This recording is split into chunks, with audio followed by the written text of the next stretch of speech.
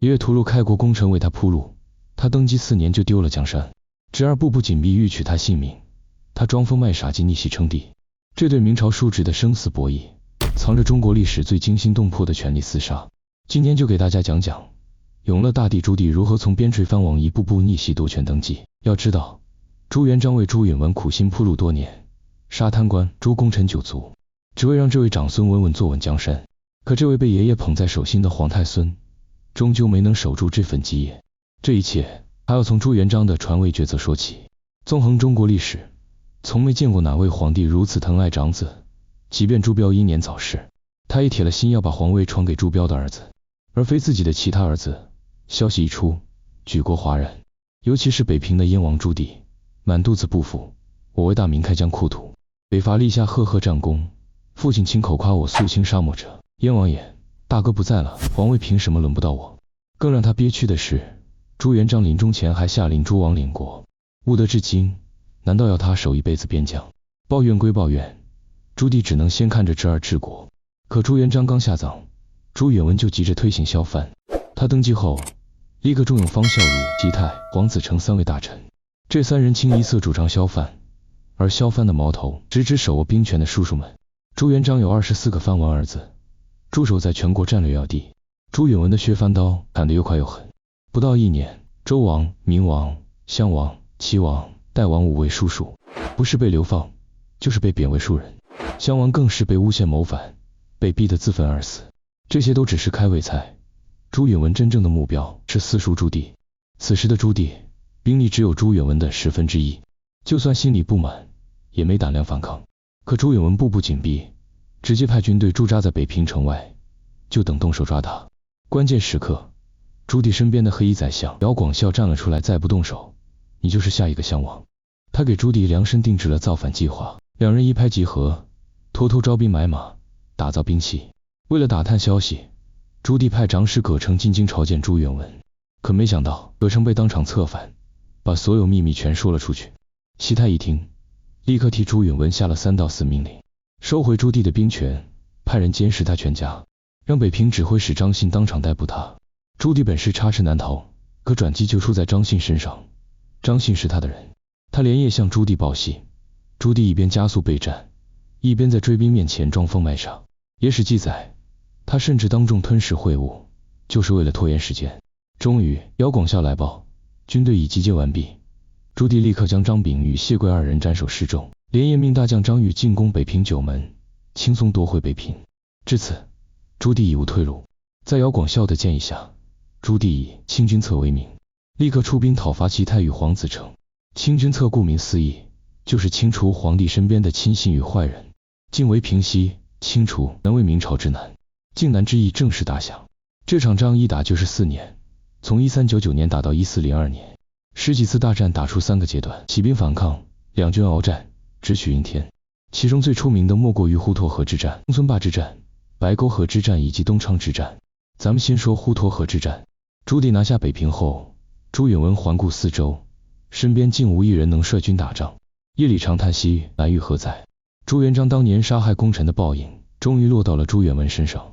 朱允炆实在没办法，只能命令年近古稀的老将耿炳文率领13万大军讨伐朱棣。可耿炳文的军事才能远不如朱棣，很快就被朱棣以9000人在滹沱河逐一击破。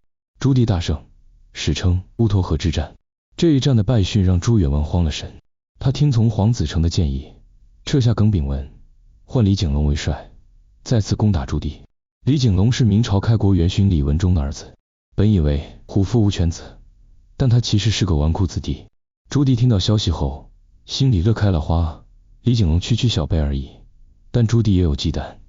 朱允炆给了李景龙足足50万大军，朱棣再有作战经验，也难敌人海战术。于是他想到了自己的弟弟宁王朱权。